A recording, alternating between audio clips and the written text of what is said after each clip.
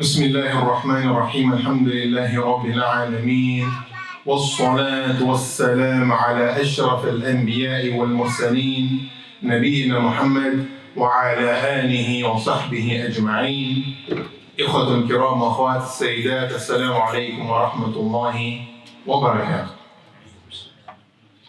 So brothers and sisters, following on from when we left off last week, today we're going to be discussing a few important points when it comes to the fasting in the month of Ramadan. We spoke briefly about the sighting of the moon, and we said that there are two triggers that make the Muslims fast during the month of Ramadan. And we said that the first priority is the one that sees the new crescent moon of the month of Ramadan, and the other one was that if we don't see the moon, then we finish Sha'ban, how many days? 30 days. So either we see the moon or we complete Sha'ban for 30 days. Fine. Here today we're going to discuss a few points about the person that actually does the sighting. It's important that we understand that there are some conditions about this person. Can any Tom, Dick and Harry, like they say, come see the moon and then 1.5 billion Muslims, or say the people in your locality, they start fasting? Or are there conditions that need to be put in the testimony of this individual that comes and tells you, I have seen the moon of the month of Ramadan? So, first of all, the ulama, they say that the fasting in the month of Ramadan starts with a testimony of how many people? Who said one? One person. One trustworthy person. MashaAllah. Faqih. Even though you hurt your leg, MashaAllah, you're still working 100%. One trustworthy person. It's important because in Islam, what we call trustworthiness is adl.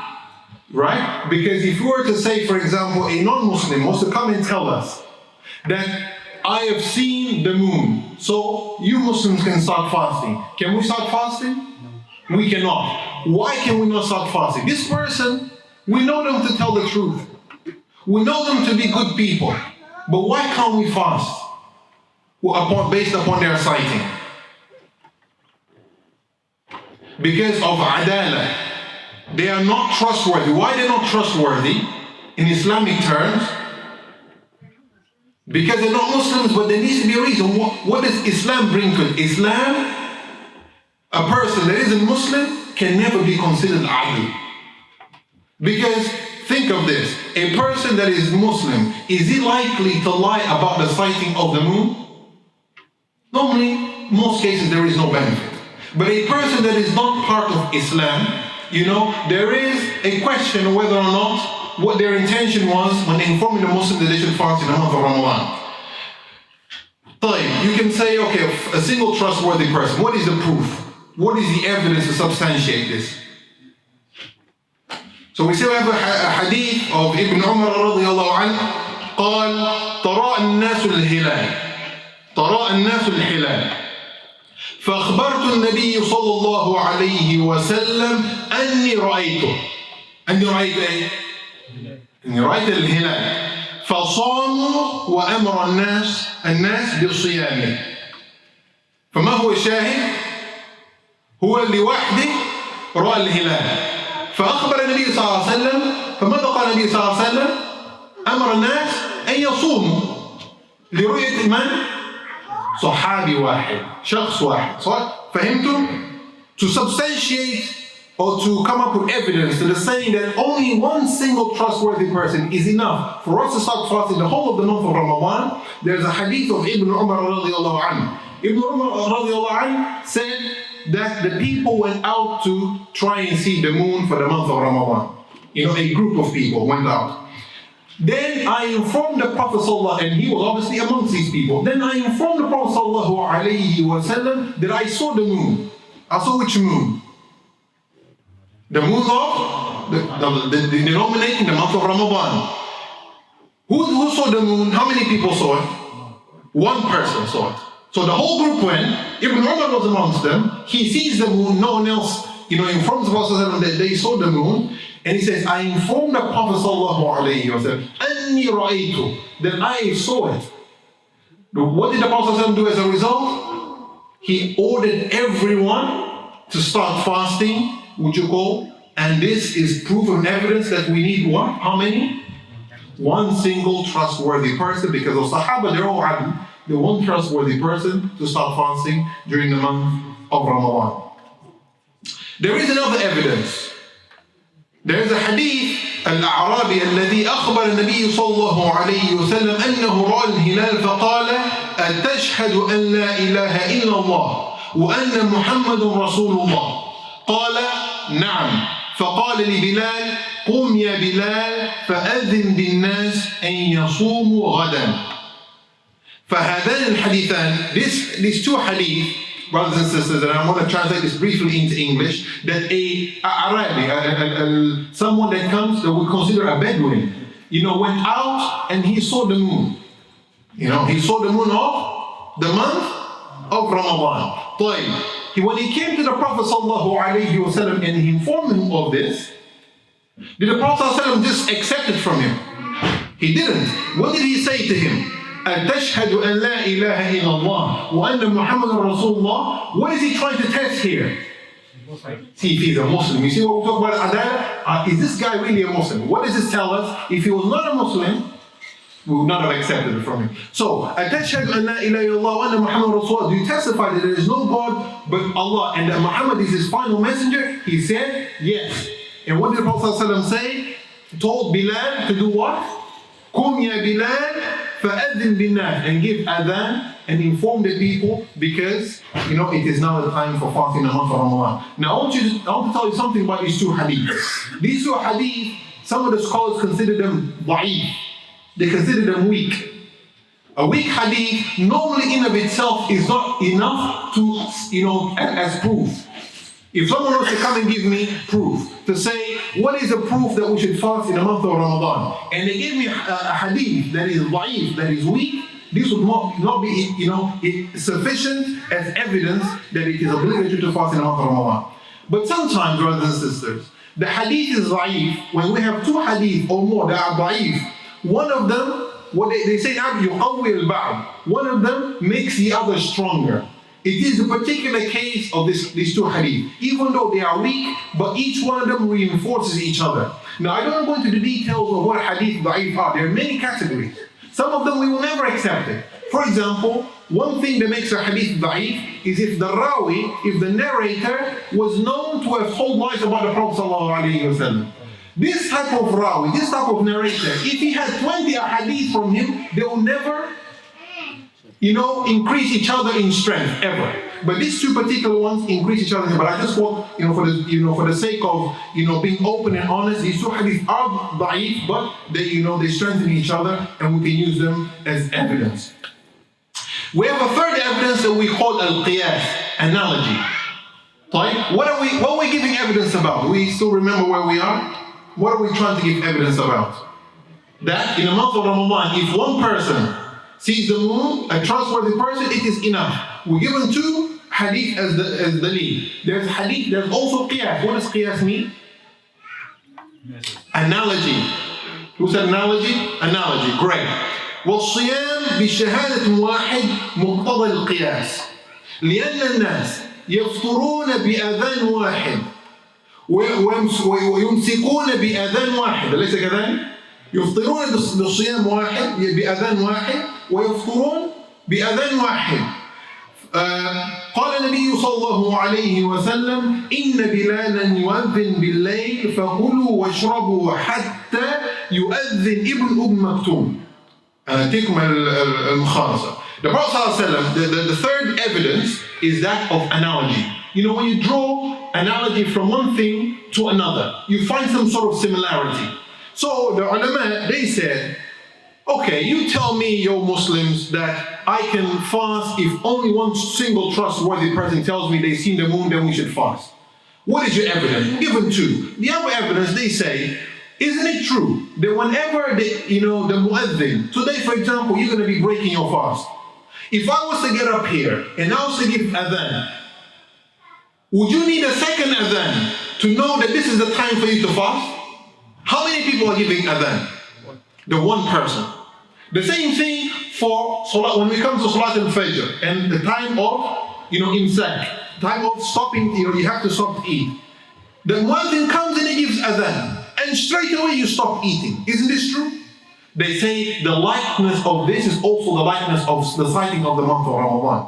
So that you accept to stop eating and start eating with only one person as a muezzin, therefore you should accept only one trustworthy person giving you evidence that they saw the moon as evidence that the month has started. Did you understand the analogy? Good. All right. Now, okay, so a single trustworthy person. What is a trustworthy person? وفي الشرع من قام بالواجبات. هذا تعريف العدالة. من قام بالواجبات ولم يفعل كبيرة ولم يصر على الصغيرة. والمراد بالقيام بالواجبات أداء الفرائض الصلوات الخمس. هذا مثال. أداء الصلوات الخمس. هذا كمثال لواحد عدل.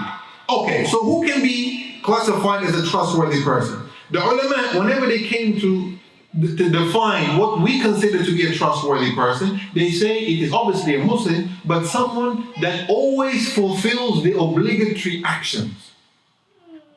Someone that fulfills obligatory actions, does not engage in major sins, and does not perpetuate in committing minor sins. Important. So first of all, they need to be a Muslim. Second of all, they need to be known as someone that always does obligatory actions. And they give an example as to what? Salah. They say if this individual is known to constantly do the salah, for example, which is one of the obligatory actions, and does not engage in the major sins, for example, drinking wine, for example, and does not continuously do minor sins. Sometimes what they call it, that was just a white lie. Or that was just what you perceive to be small, but they do it constantly. A minor sin, when it is done constantly, becomes a major sin. So this is how the ulama have defined a trustworthy person. So we have spoken also here, brothers and sisters, at length before between the difference between minor sins and major sins. What is the difference between a major sin, or what differentiates a major sin from a minor sin? We've said this here before. Specific adab. There is a specific adab. There is a specific punishment, or there is a had. What is had? To expiate. No, had. Limit. Had in Islam, shar'an. Judgment, there is capital punishment for, or any other type of punishment, whether it's capital or non-capital punishment. So if there is specific adab, specific type of punishment, for example, the punishment of the grave.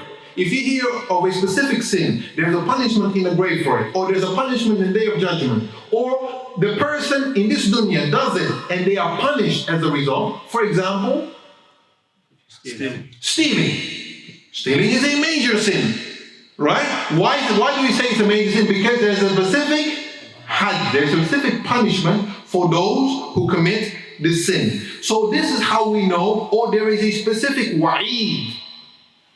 What is the wa'id? A huge warning from Allah subhanahu wa ta'ala that this that you're engaging in is absolutely haram and is not allowed to be done in Islam. This is how we differentiate a major sin and a minor sin. As a way of example, because we're in the month of Ramadan after all. In the month of Ramadan, what are we trying to do, as a result of our fasting, is to better ourselves and approach ourselves, and cleanse ourselves from the sins, specifically the major sins. You don't want to go into Ramadan still committing major sins. And remember, major sins aren't just major sins in of themselves. Is that if you carry on doing that minor sin all the time, it also becomes a major sin. One of these major sins is what we call an-namima. You heard of namima? An-namima. An-namima, what we call defamation or slander. Let's give a mithal here. The Prophet ﷺ said, لا يدخل الجنة قتال. And he also says, namam. وعن ابن عباس رضي الله عنهما قال مر النبي صلى الله عليه وسلم بقبرين فقال إنهما ليعذبان وما يعذبان في كبير أما أحدهما فكان لا يستنزه من بوله وأما الآخر فكان يمشي بالنميمة فإذا نم الإنسان مرة واحدة ولم يتوب فليس بعدل. يعني إذا استمر على النميمة فهو ليس بعدل في الإسلام. So, an example of a major sin. The Prophet ﷺ once passed by two graves. So two people had been buried. The Prophet ﷺ passes by these two graves and says that these two individuals are being tortured right now. They're being punished right now in their graves. One of them, and he says they are not being punished for something that is difficult to avoid. وَمَا يُعَذَّبَانِ فِي كَبِيرٍ. They are not being punished for something that it's difficult for you to avoid. He says one of them never saved himself from being soiled with his urine. What does this mean? It means something so simple to do. You go to the bathroom, you cleanse yourself.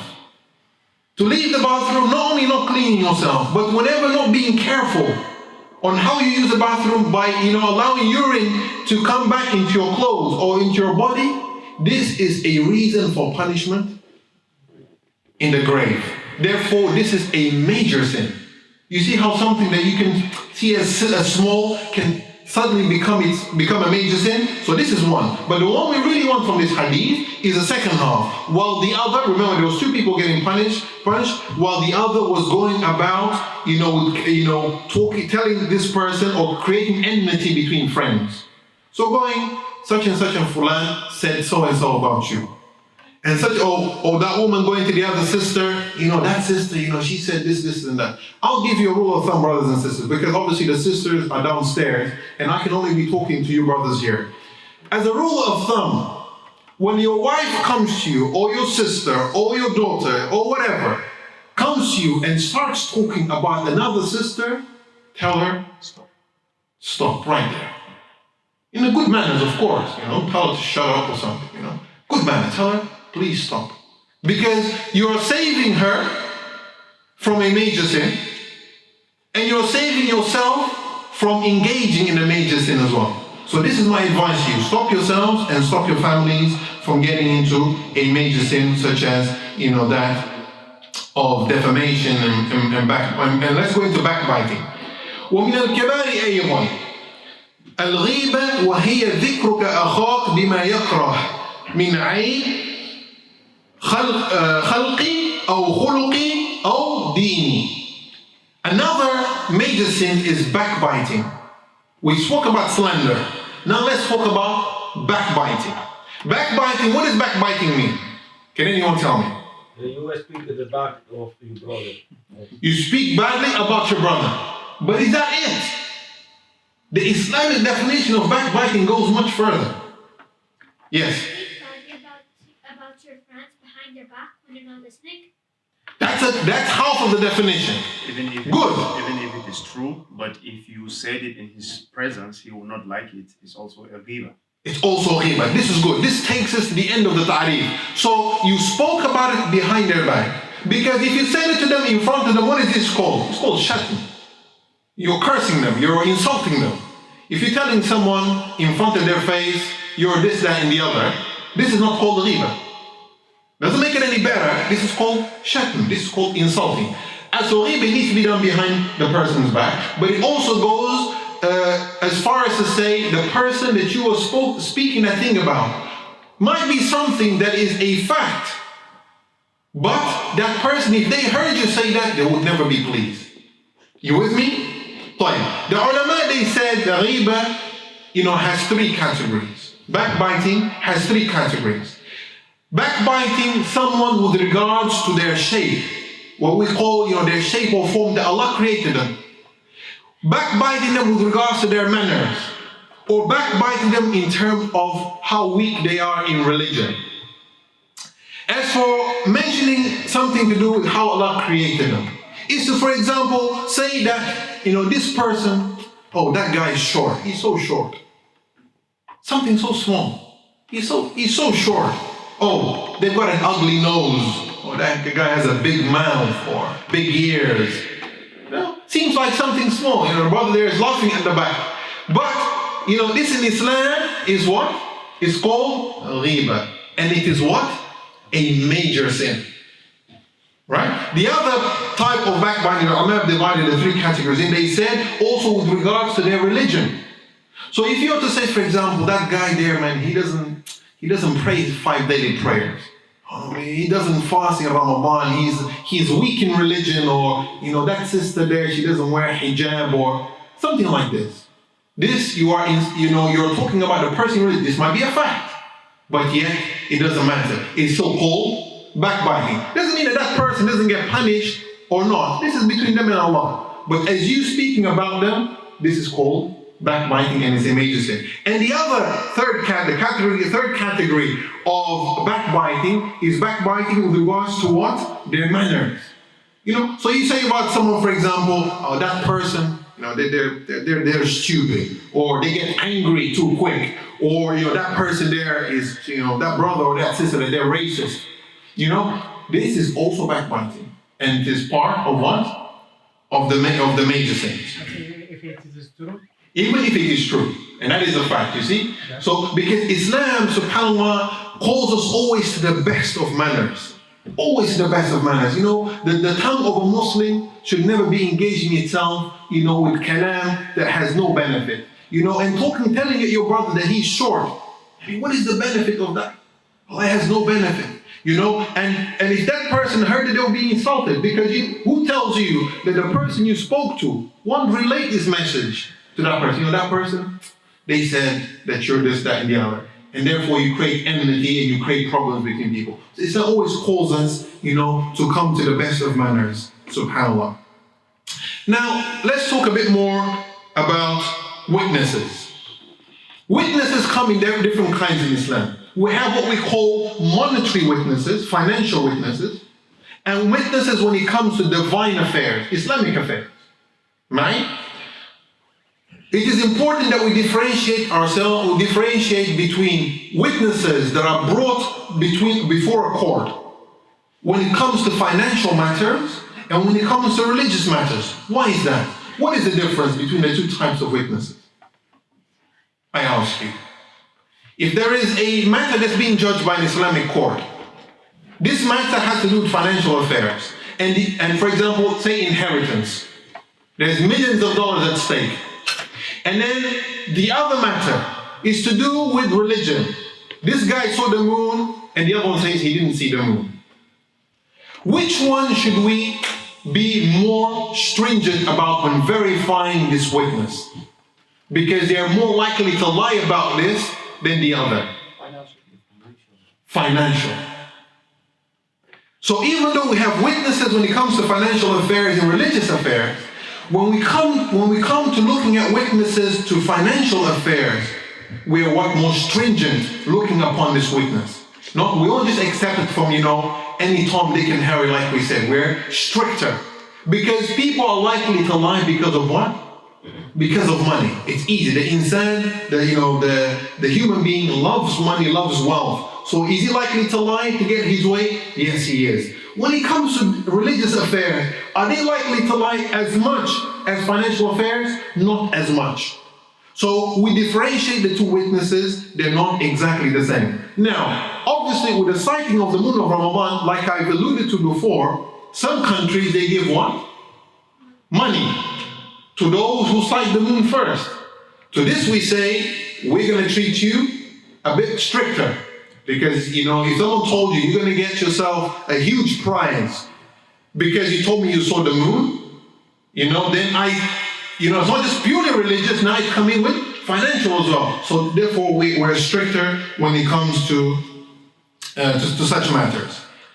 Now when it comes to a trustworthy witness, when it comes to the matter of moon sighting, we said that this person needs to be known not to do major sins. They need to be always fulfilling their obligatory actions, and they need not to always commit minor sins.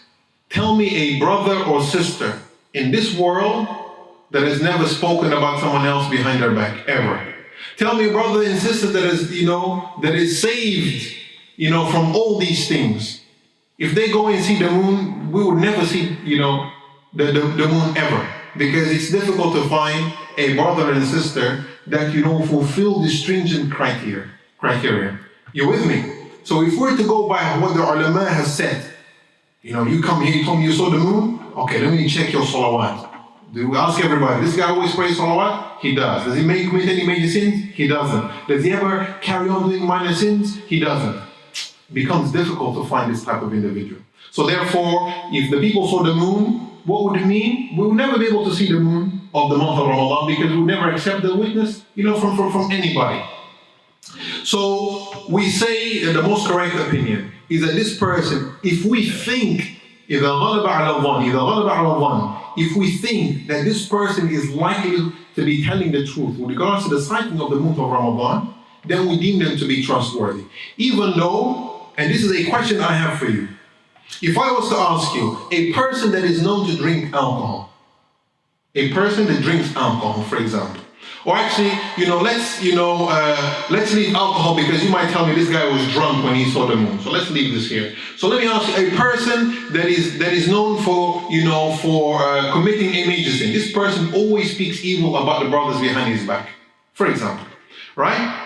If this person sees the moon, do they need to inform? Say, for example, that there's a lectioner, the people that take care, and if the mosque. Hey guys, I saw the moon, but I'm a person that commits major sins. Do they need to do that? Do they need to be honest and say, look, I saw the moon, however, I don't pray, I only pray 4 of my salat. I pray Dhuhr, Asr, Maghrib, Isha, and I don't pay Fajr. So this guy, he commits major sins on a daily basis. Right? Do they need to inform you first before you take their shahada? You don't. That's the correct opinion. The reason that I want to know why though. So now, what do we do if we're an individual that commits these sins? Do we go and tell them? The answer is we don't. And the reason that we don't is because the ulama say, al-ahkam tataba'ad. Al-ahkam tataba'ad. What does this mean? It means that a person, just because they don't pray their 5 salawat, does this mean that they can't see the moon? Does this mean that they would lie about the moon? There is no connection between both of them. If a person is known to commit zina, does this mean that they're going to lie about the moon sighting? One has nothing to do with the other. Right? So that's why the ulama, they said, okay, even though this person might commit a major sin, right? But this sin has no effect. It's different from alcohol. Why did I say it's different from alcohol? Because alcohol is a major sin, but it could have an effect on your shahada. If a person is known to be an alcoholic, and he comes and tells you he's seen the moon, and you ask him, when you saw the moon? I saw the moon, today. But you're now in doubt, because his major sin might have an effect on his shahada, on his witness. Therefore, there are some that we don't accept, but if they have no connection, then there is no problem, insha'Allah ta'ala. I think we'll leave it there for this week, brothers and sisters. And inshallah, next week, we're going to start talking about some common issues with regards to the sighting of the moon. And then we're going to be covering upon whom fasting is actually obligatory. Wa sallallahu wa sallam ala nabiyyina Muhammad wa ala alihi wa sahbihi.